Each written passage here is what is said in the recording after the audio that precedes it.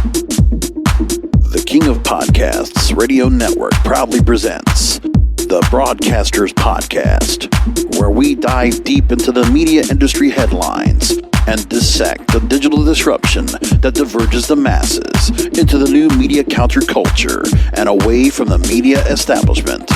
Here is the King of Podcasts. Welcome to the show. It's King of Podcasts, and it's time to go and do another program, episode 270. We're going to talk about diversity, equity, inclusion in terms of music.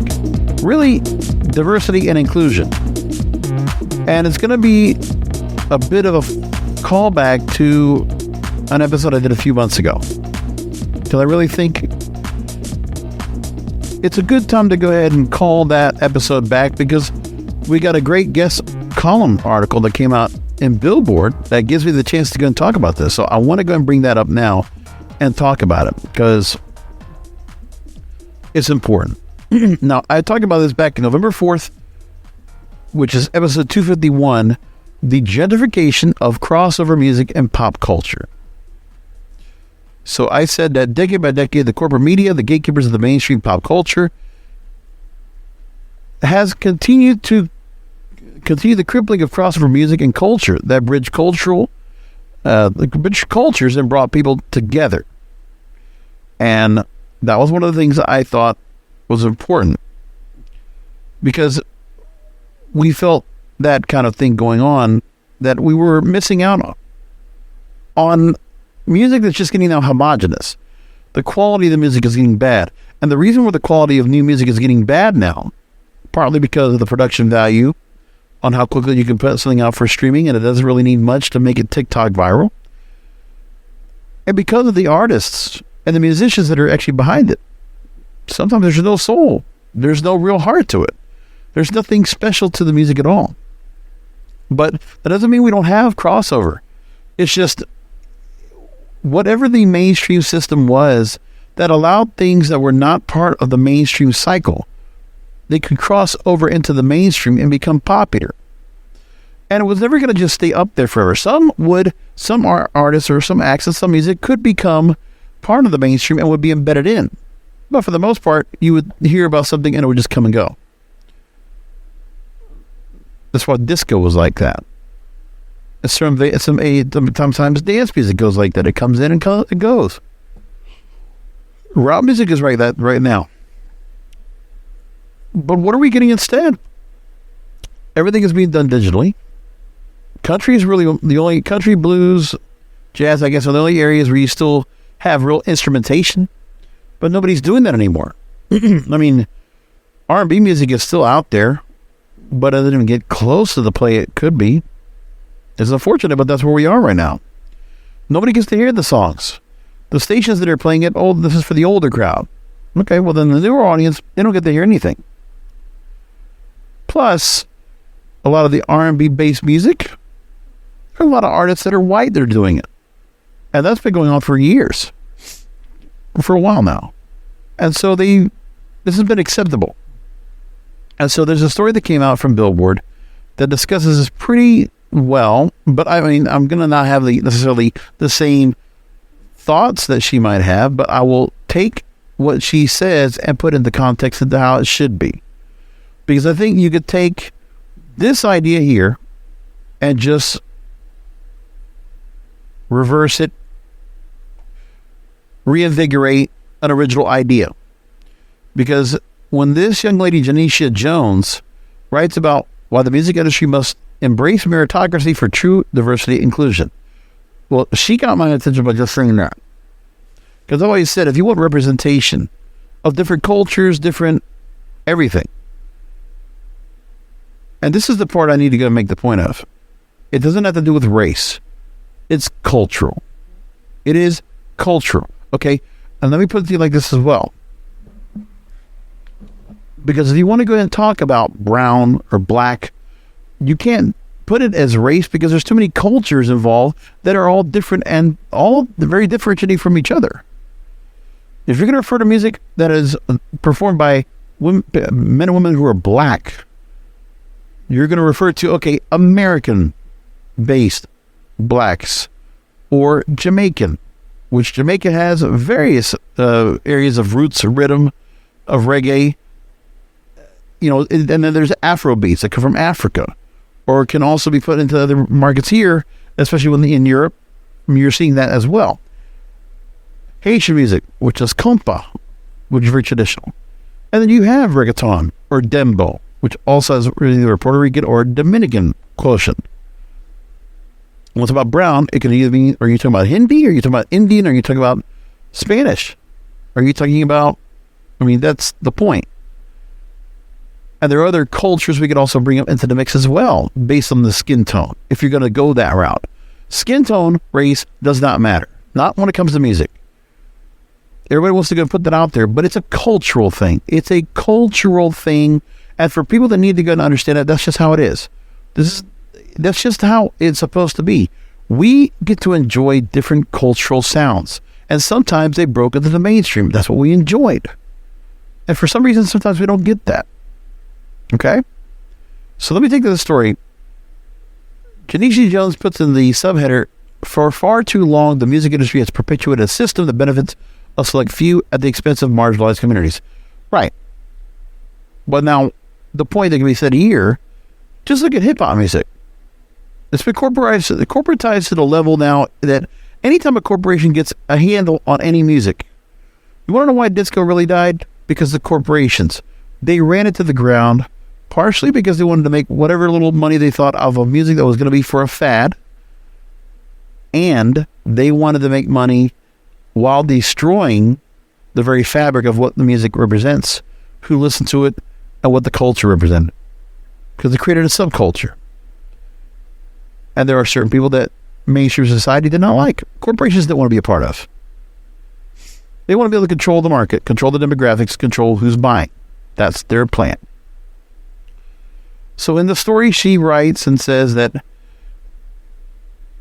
it's time for us to embrace a new paradigm, one that values skill and merit over relationships and aristocratic privilege and nepotism, or just those who knows somebody who knows somebody. She writes that the music industry finds itself on the brink of disruption, and we must recognize that our long-standing history of exploiting disenfranchised groups is incompatible with our espoused values of social justice and inclusivity. Now, the reason we're at this, Shanicia, is because remember, all these other record labels that were out there, a cacophony, there's a nice Scrabble word for you, of record labels were out there that were not under the thumb of a major publisher. But remember, we have, 3 major publishers now? What is it? Sony, BMG, and Universal, right? They control everything. When you create the deregulation, just like for radio, just like for television, when you get only so many companies that run everything going on, then that's the problem. No wonder there's no chance of that. And then what happens is, just like corporations don't understand, which is the focus of this program, the fact of the matter is that the digital disruption has affected music as well. They could have controlled things. Listen, they could have made some kind of control over keeping physical units on the shelves and still selling physical units, but they did not. They completely ignored what the internet was doing. Then came Napster. Then came Spotify. Everything else comes into play. Then comes iTunes. It's not in that particular order, but you know what I'm talking about. The digital disruption continues to go and run amok. And now you're at the point where you have loads of independent artists not needing the record labels. But see, there's these remaining record labels and remaining recording artists being signed to contracts by these record labels who are out of touch, out of date.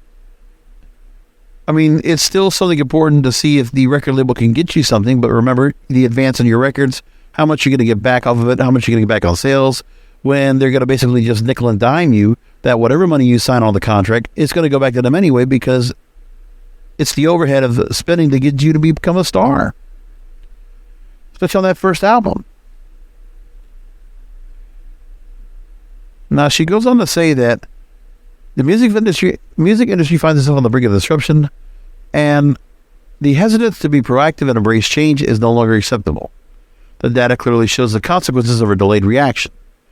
The music industry has been out of touch for 25 years plus.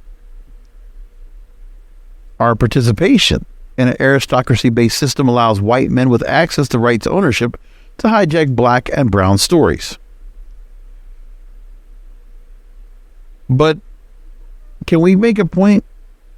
I mean, what stories are we getting from these record labels? You're getting stories that are kind of more or less pop-based. And any of the rappers you get right now, I mean, they come and go. They're never here long enough. There's no longevity with any of them, except for a very select few. Drake, Kendrick Lamar, right? Lil Baby, Duh Baby, Travis Scott. There's not many of them. Not a lot that could come out and then all of a sudden put out another album and then do more things to benefit them, benefit the label. Not much. As independent artist services have grown, ownership has been increasingly been placed at the head of artists, and a focus on artistpreneurship has emerged.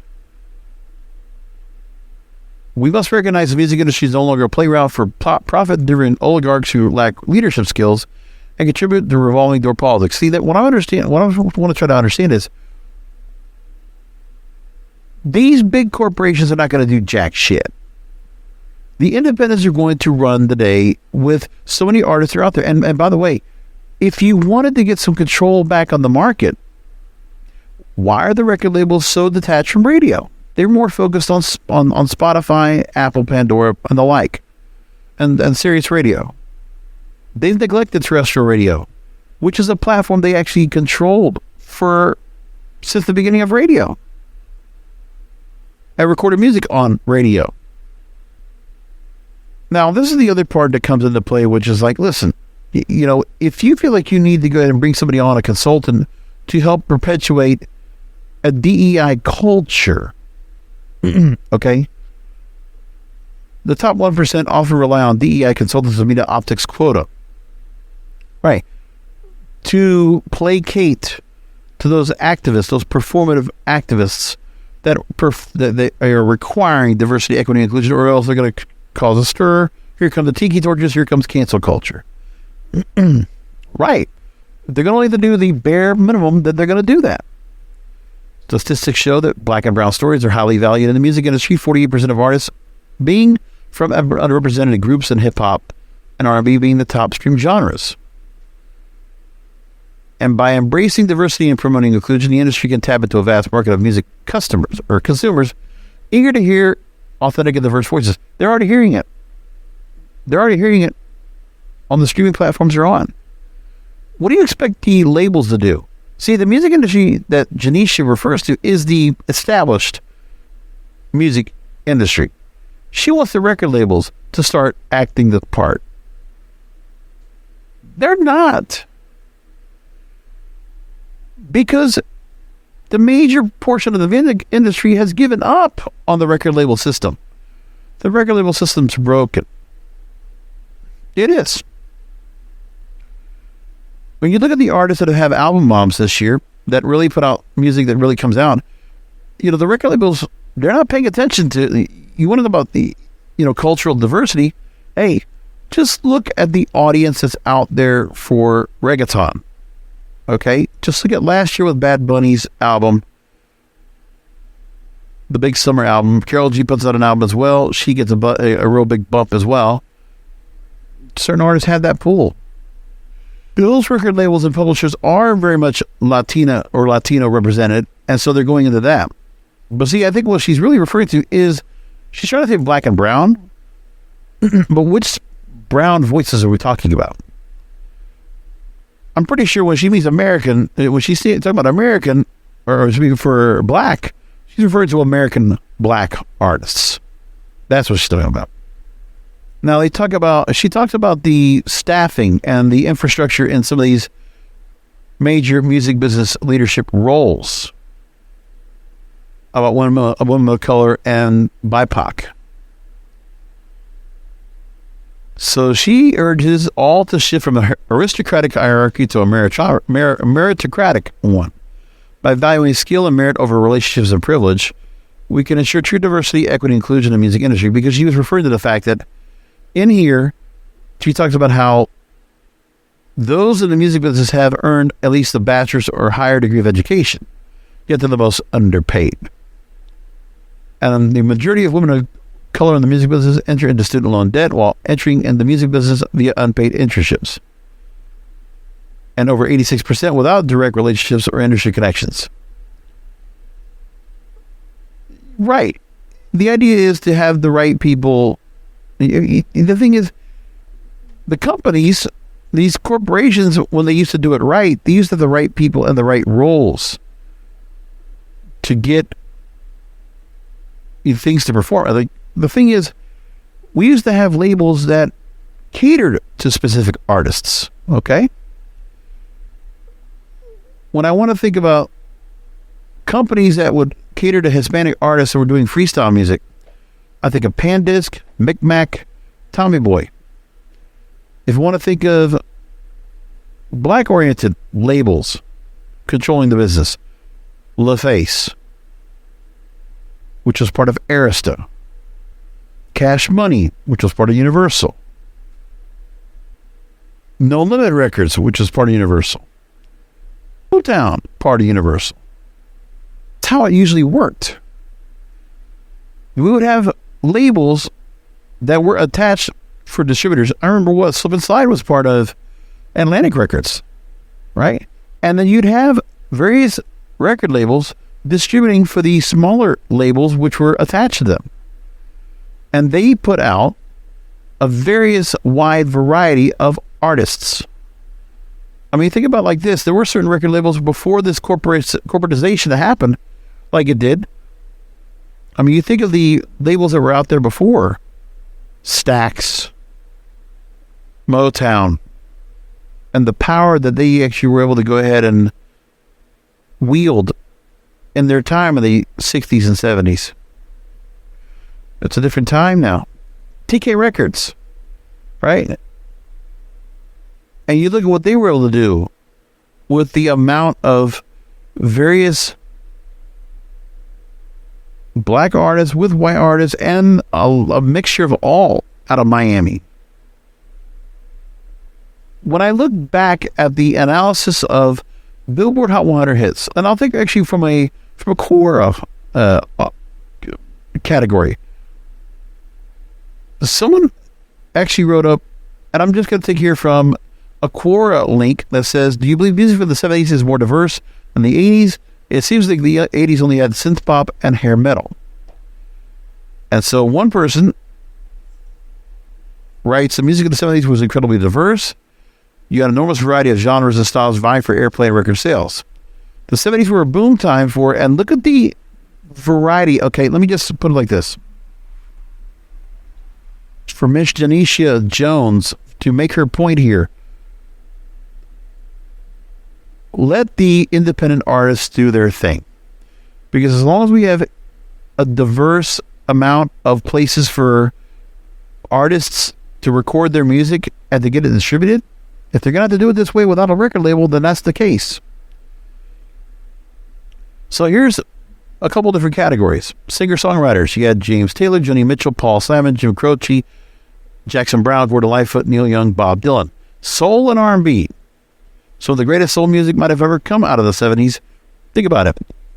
Stevie Wonder, Marvin Gaye, Al Green, the Spinners, the OJs, Curtis Mayfield, the Stylistics, Gladys Knight and the Pips.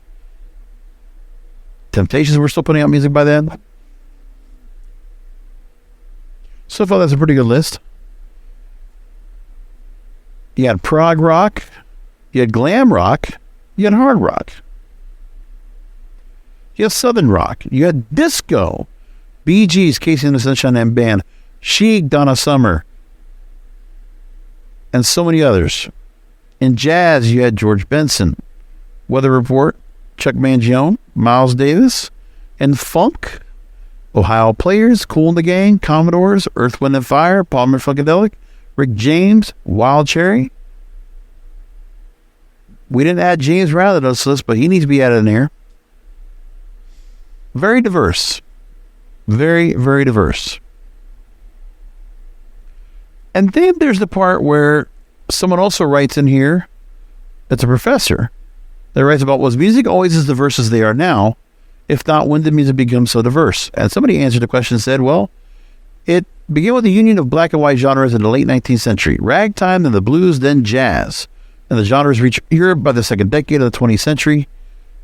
Then the 1967 Monterey Pop Festival, which was chiefly a San Francisco rock dominated event. It included Ravi Shankar, Hugh Masekela's African Jazz, Remember Grazing the Grass, LA pop bands, the Mamas and the Papas, The Association, Lou Rawls, R&B and blues revival bands, Booker T and the MGs, Jimi Hendrix. You also had African and Indian music, which became world music. And dozens of directions began to diverge, but the first steps led to an international diversity that has reached far beyond popular music. Yes. So diversity was always here. The difference is, it's not in the control of, which is the better part. It's free. Free reign for all these different artists to go and put out music as they want. Let me put it like this. The popularity of dembow music, the Dominican music, I talked about that a while back on the program. You might remember I talked about it, remember? I'll give you the episode numbers you can go back and look for yourselves. Back October 2021, episode 197, Reggaeton and Dembow on the driving the rhythm of the latest Latin music explosion. Which, by the way, that show did pretty well when it came to the analytics. I noticed we had a pretty good crowd that listened to that episode. But now, somebody actually did a study of the analysis of the hits through time, just to give you an idea of what the music was going on and what we had in terms of artists and what music was out there, right? Well, they showed the songs that were the number one hits. Going back to the start of the Billboard Hot 100. 1959, you had the Platters, Lloyd Price, Wilbert Harrison. Well, the number one hit. But these are all number one hits that happened at the time when the Billboard Hot 100 was around. Just want to make that point across. You didn't think we had diversity back then. Okay. Let's go into the 60s with the Drifters. Morris Williams and the Zodiacs. Let's continue with Chubby Checker in 61. The Marcells in 61. Chubby Checker back up in 63. Gene Chandler. This is just the start of the Billboard Hot 100 and the diversity that we had back then. Ray Charles. You might want to need to skip around a little bit because when you had everything going on with music changing with the British invasion, that changed a little bit how things were. How about Kiyo Sakamoto with Sakiaki? Makes it into the mainstream and becomes a hit. 3 weeks in 1963. Stevie Wonder in 63. The Singing Nun with Dominique. Louis Armstrong having a number one hit with Hello Dolly in the middle of the Beatle invasion. Dixie Cups. Supremes ruling in 1965. Temptations as well. Four Tops in 66. Question Mark and Mysterious as also in 66. I'm just going year per year just to give you the idea. We're not even talking about like different countries and all either. I'm not even thinking about that part. Sly and the Family Stone in 69. Marvin Gaye in 69 and 68. Fifth Dimension in 69. Representation. And so the fact that the certain, what do they say, disenfranchised, underrepresented communities, a lot of times they would have songs that would be dominating the top of the Billboard chart, the pinnacle of music. And the 70s would be the same way. Edwin Starr, War, Jackson 5, Diana Ross, Smokey Robinson and Miracles. I'm just making my point, folks. Just making my point. Honeycomb. And I go back and look at all this list here. I can just keep going year after year. Roberta Flack dominating in 72 and 73. Bill Withers. Sammy Davis Jr. Michael Jackson. Johnny Nash. You can't tell me that there was anything about where a certain artist could just not come out here. Tony Orlando and Dawn, right? I could go on and on. I'm not going to go and ramble anymore about it because I want to keep this an hour show. So the point is, we have had diversity for a long time. And by the way, when some things come up to the mainstream, doesn't mean that we need to force it down people's throats either. Okay? I understand where she's coming from. She wants to see more people representing. It's the same thing I've said over and over about representation. You're not going to get the corporations to do it. You can't bully them. You can't put them in a corner. They're not going to do jack shit. What needs to happen is when you have certain people in power, they need to go ahead and make sure that somebody comes in behind them, or they also bring in other people when they have the managerial position to go forward and bring somebody else on into the mix. That's the point. That has to be something that has to happen more. You need to have it where more people come on board and they say, okay, we need to go ahead and move forward here, and we need to go ahead and have it where we want to be able to have people that are representing our communities, our plight, our path, our mission, that are well understood in what they're going to be doing, and come on in. Listen, right now there's the whole point about country music where there's a whole lack of representation of women. And I did an interview. God bless her, I got a chance to go and interview her. Sarah Evans, of all people. The country music star that did the song Born to Fly, Suds in the Bucket. She was on The Masked Singer not too long ago. Like, I got to go and interview her. I might just take a small couple of minutes that I got a couple of questions out of her, and I'll insert it into the program here, but I want to wait first because I need the show to get clearance first on the other network on Cannabis Radio. I actually got the interview on the Blunt Business program. That's coming up soon. But I'll make sure people go ahead and check that out. And I'll put a clip from the show here because we were talking about a new line of CBD products that she now has under her name, Sarah Evans CBD, or Born to Fly CBD, as a matter of fact, by Sarah Evans. So I'll put a small clip about that here on the program, probably in an upcoming episode, but we got so much to kind of cover right now. So, like, it's one of those weeks I got a whole lot to cover. So we'll just try to get to that sooner than later.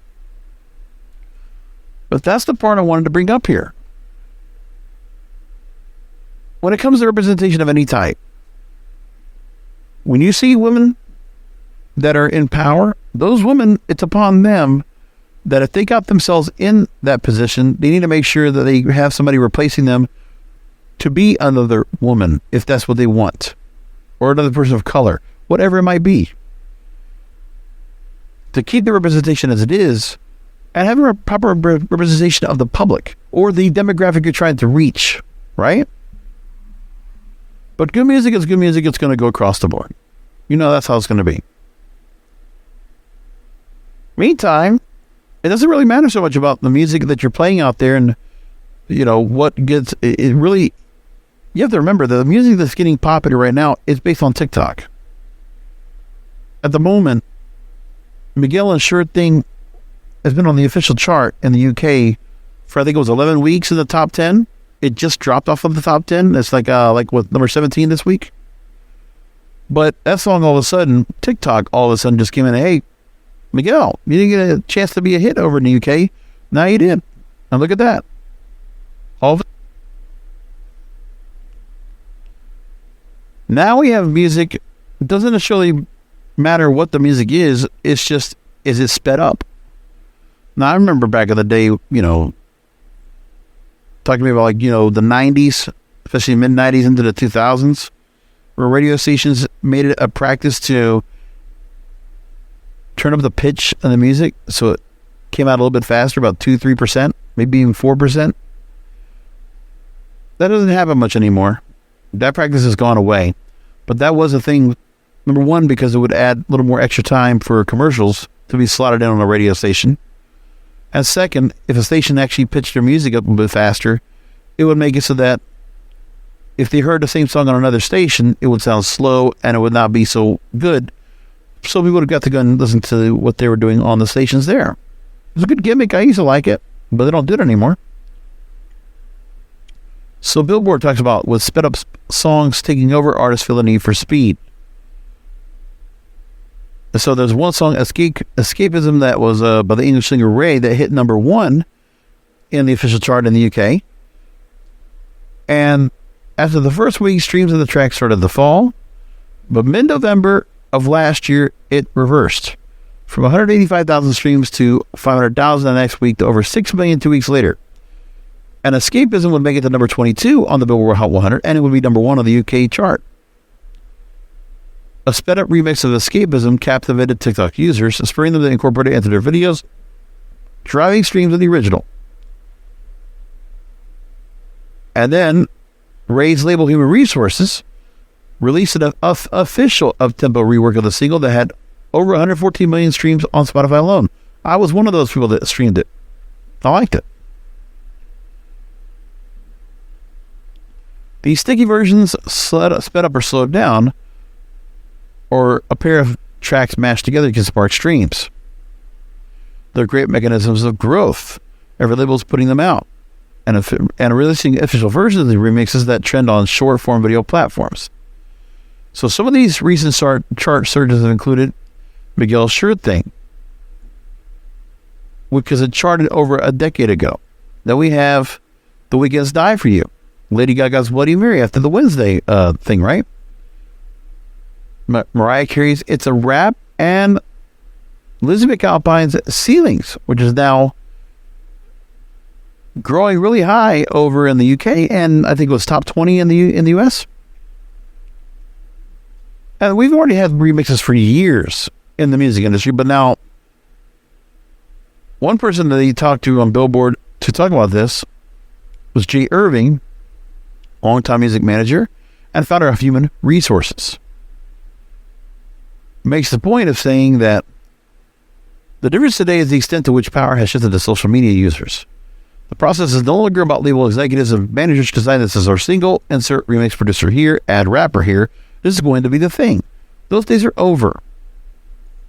Another major label A&R executive says it's not about the recording anymore. It's about what you're offering the user base to say, hey, you're an intelligent consumer. Here are the stems, individual audio components for our songs. Do what you want with it? So part of the change is technological. It's never been simpler to manipulate audio. The remixes are being made by fans in real time on their computer or phones. And many in the music industry believe this remixing activity is also part of a generational shift. Gen Z in particular has been raised alongside meme culture. They're accustomed to content that's repeated but manipulated, and music is no different. Since discovery is increasingly difficult to engineer at a time of content overload, the music industry is encouraging fan experimentation with songs and aiding the creation of remixes. So there's a whole bunch of TikTok DJs, they say, that are making these sounds solely to try to get them to go viral because you get so much exposure. Labels and marketers will pay these DJs anywhere from a few $100s to $20,000 to remix and post songs. Now labels are working to get officially released sped-up remixes or visibility on streaming services. UMG started the Spotify account Spade Radio to highlight sped-up tracks and has already 9 million monthly listeners. These sped-up songs now have their own playlists. Spotify already has one from last June, already has over 1 million followers. Apple Music recently unveiled Viral Remixed. At one point, 2 years ago, you would have said that about 5 or 10% of artists were receptive to this. According to one person they interviewed here, now it's about 70. And the idea is, would these sped-up remixes ever make it their way to radio? Well, they haven't yet.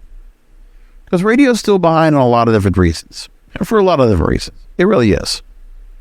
Like one thing I just read now, I was going to bring it up a little bit later, but you know what? I'll just bring it up here.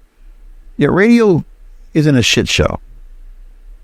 So there was a new memo that was issued to iHeartMedia employees this morning by Bob Pittman and the CFO, President, COO, Rich Bressler. A round of cost savings tactics to, quote unquote, get through this difficult economic time while protecting our employee base as much as possible. Oh, we're not doing less is more. We're not doing this more. No. Okay. So they're going to suspend their 401k match starting next pay period until the ad marketplace improves, a hiring freeze except on mission-critical roles, stopping or reducing all discretionary spending. How much of that can there be? Including non-essential time, T&E overtime, outside vendor spend, temporary contractors, etc. Oh, well, that's great. That's some bullshit. I mean, they can't afford to lose any more people. There's no more people to fire or lay off. They've already done all that. So I guess your equity partner said, well, now you're going to start doing all these other things to make good on everything. Okay. Good for you. TikTok continues to be a disruptive thing. That's the second part. We're going to go into the program talking about TikTok because they continue to be such an important disruptor in the space. But, wasn't that long ago I heard Joe Rogan talk to Adam Curry, right? One of the lead podcasters, right? I have to respect the guy because he did basically start podcasting. The idea is that big tech, I think, is kind of sick in the dogs.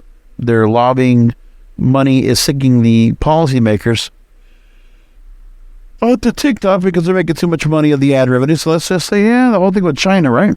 And that's what their idea is. Let's go and go after them and use that as a role to go ahead and attack. That's their plan, the modus operandi.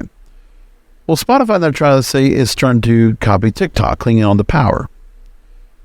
They're pursuing a new design, and Tim Ingham, who is the founder of Music Business Worldwide, went on a recent podcast, Talking Trends, talking about this. So Spotify is doing a new home feed, using their AI-powered DJ, which I hate. I just want to make that point. And actually, I got a survey about it, and I had to go to rip them and say, listen, you got to get somebody else better than what you have for the DJ's role. That's just something different. Just saying. And he suggests to Ingham that Spotify has made the move because it knows the power of its key USP and the view of investors. Algorithmic recommendation has been deteriorating in recent years. That's the part I have to worry about. Listen, I've been looking at what they've been doing now. Now they have a video that they actually put out, the kind of preview on their very active playlist, the ones that have a whole lot of push. I have not watched them yet because they're just there to listen to music on TikTok. That's all I care about doing if I'm going to go on there in the first place. Some of the stories that are in here, I just put the links in there for you. But yeah, TikTok and talks with potential buyers as U.S. presses for ban. So they want to get it where the China component is out of the mix so they don't have to keep getting sought after to be shut down. A couple other stories I had that I just thought I'd drop in here, but I'm not going to cover it too much. Content creators saying they struggle to keep with their audiences as social media platforms evolve. Yeah. I don't worry too much about that because I don't have that kind of an audience. But for me, at least I could go and say, well, you know what? What I do have is, I just put them on all platforms and see what happens. If I get lucky, I get lucky. So content creators could use only one social media platform to establish their content strategies, but now it's a fragmented marketplace, and it's making it difficult to keep up with where the audience is going. They talk to 5 creators saying that navigating the headwinds while maintaining a strong presence can be overwhelming. And so they put a nice story out about what some of these content creators are doing. Whether the algorithmic changes on places like Instagram are really making a big difference. At first, Reels, this feature was trying to compete with TikTok, but now it's trying to move away from that strategy.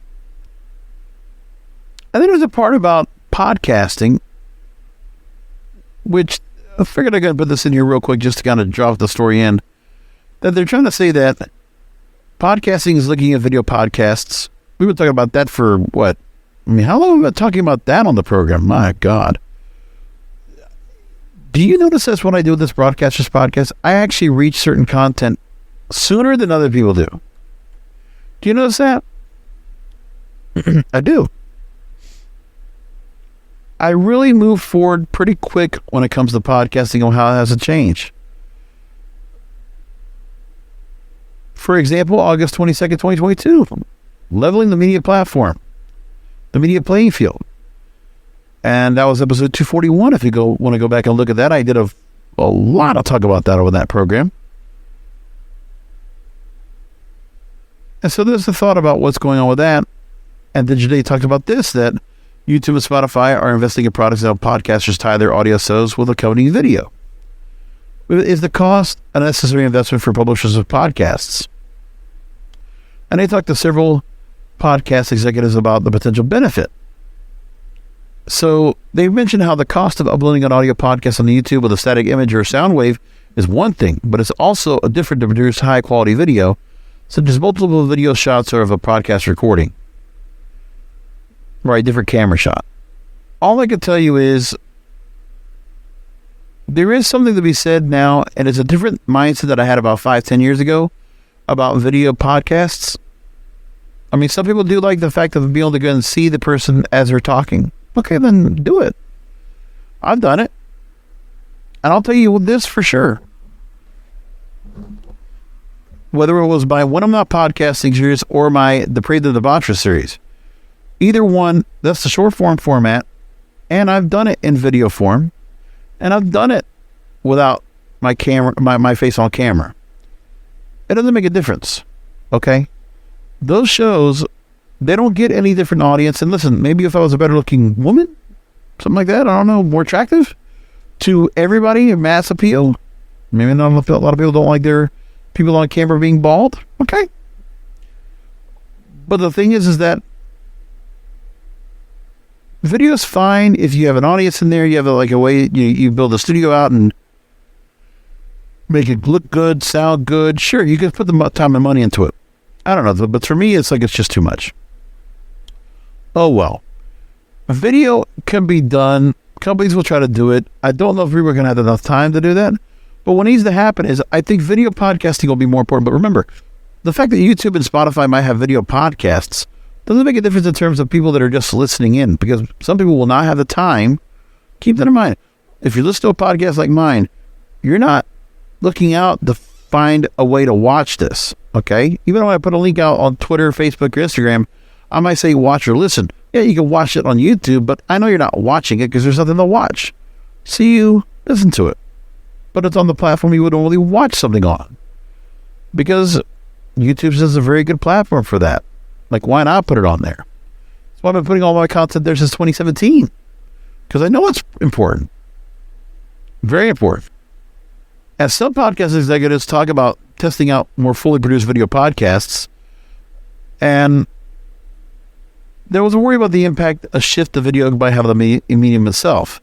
Because one executive talked about that podcasts are very intimate, very self-conscious, unself-conscious, because you don't have a camera in your face most of the time. If you have lighting, cameras, you have hair and makeup, you might lose some of that. You don't want the fundamental creative of the thing to suffer just because you're trying to exploit it on other platforms. Right. You want to still keep the audio form intact while everything else is put into play. That makes sense. But it doesn't cost that much if you want to do it. If you want to do it. It just depends on what you're going to do. It really does. And a couple other stories I want to bring in here. Okay. Bally Sports is declaring bankruptcy. They're trying to go and do some work to try to get Chapter 11 to go and kind of restructure themselves. But also, because they're doing that, Bally Sports is not going to have to lose any of the broadcast rights to any of their deals so far, which is their help for them to be in bankruptcy. They're going to try to go ahead and spin off the company off of Sinclair to see if they can try to make it work on its own, Diamond Sports Media. Business Insider put out a story about ChatGPT and AI workflows, AI tools in their workflows, and how the rules should be. I haven't used it yet. I'll be honest. I have used AI though, but not much else. Doesn't make much of a difference anyway. I mean, you might think it is, but I don't think there's much to it. It is what it is. People want to go and try what they want to do with it. So in the story, podcast monetization company Acast actually put out a study saying that half of listeners thought it was ethical for podcasters to use tools like ChatGPT as long as it was only being used for idea generation. And podcasters themselves said that 84% surveyed it was ethical to use ChatGPT in all scenarios. 49% said they'd limit use to idea generation. That's what I would use it for, is idea generation. But I wouldn't want to just have somebody else controlling what I say and how I describe shows. No, I don't care for that. Now, AI tools, podcasters have been a little more receptive to, like transcribing through Descript, or turning long videos into TikTok in 3 clicks with Choppity, or Otter AI, allowing audio of live descriptions and note-taking. Or Lately.ai, helping with social media content creation, repurposing long-form content into text, audio, or video posts, and analyzing data from pre-existing social content to match the style and tone of the person or brand using it, among other things. One of the stories I'll just bring up real quick. Fred Jacobs, once again, he puts out an interesting story about having Chat FNJ, because he's talking about the whole Chat GPT thing as well. So I dropped that in there if you want to take a look at that link for yourself. Broadcasterspodcast.com. It's all there for you. Spotify has paid $40 billion in the music industry, but no one is happy. That's in the rap.com. I put that out there if you want to take a look at that for yourself. And one story for Radio Insight that I thought was interesting, because we talked about last week where radio is really going when it comes to what music people are listening to, and it's usually older formats and not so much new stuff. So they talk about the winter holidays, after the Christmas holiday, if stations would rebound after the Christmas holidays. And Personal People Meter ratings for Nielsen in mid-February showed there were some stations coming back. So top 40 stations in Chicago, San Fran, Detroit, Minneapolis, Phoenix, Kansas City, Pittsburgh, and Hartford all made some increases. Country in the same way. All formats, depending on current music, have found that themselves diminished in recent years. Mainstream adult contemporary is still, which only plays a handful of currents, is up among radio stations. That's not good. Now, with top 40, the problem is that there are few records to play. Fewer records. It's felt like a Q product shortage, because it's impacting available product for adult CHR and mainstream AC. At top 40, there are only 55 current songs currently getting 100 media base spins or more. The number 40 song in CHR is getting less than 575 spins. Country, 82 songs on the 100 spin, over the 100 spin threshold, the most of any current bass music format. Yeah, there's not a lot of music coming out that's new. They're not putting out as much. And that's a big problem here. So suggestions are put in here by Sean Ross, who makes the point here, and he says when it comes to country, that streaming is part of the story in country, but not the entire strategy. In top 40, it feels like streaming and TikTok have become the ultimate arbiters of whether a record has worked the radio, and we see some major labels with no current single to work, or only streaming-driven bringbacks. Country's adjusted promotional strategy to account for more DSP impact and fewer radio gatekeepers. But top 40 results are particularly profound. So top 40, Sean Ross actually says that radio labels need to come out of their conventions coming up with a better promotional paradigm, taking advantage of both radio's reach and streaming's immediacy to create more hits. Right. They need to start paying attention to it. MediaBase is not doing that, so maybe MediaBase needs to make a change that reflects as such, because that's the only way radio stations will actually make any change, is if MediaBase changes it.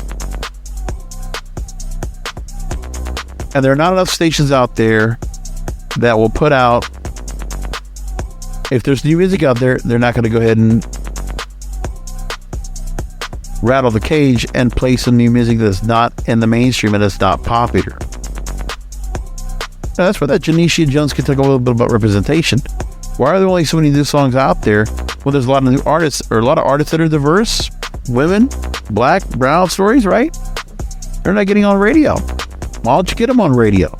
That's the place where you go. That's how you work it. All right, folks, that's the show for tonight. Thanks for listening in, and thank you for appreciating me to do this on a Friday night as opposed to Thursday night, because I had to change my schedule around. I went and watched Shazam! Fury of the Gods on Thursday night. It was okay. It was never going to be close to the first.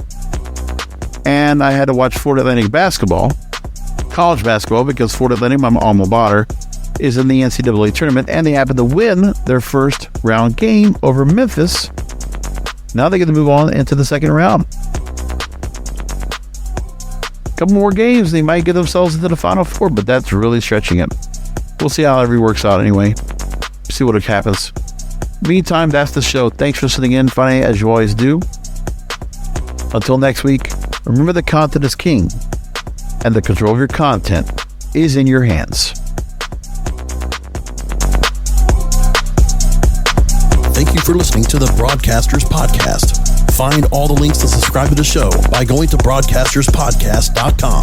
And don't forget to check out the King of Podcasts wrestling program, the Wrestling is Real podcast, exclusively at wrestlingisreal.com.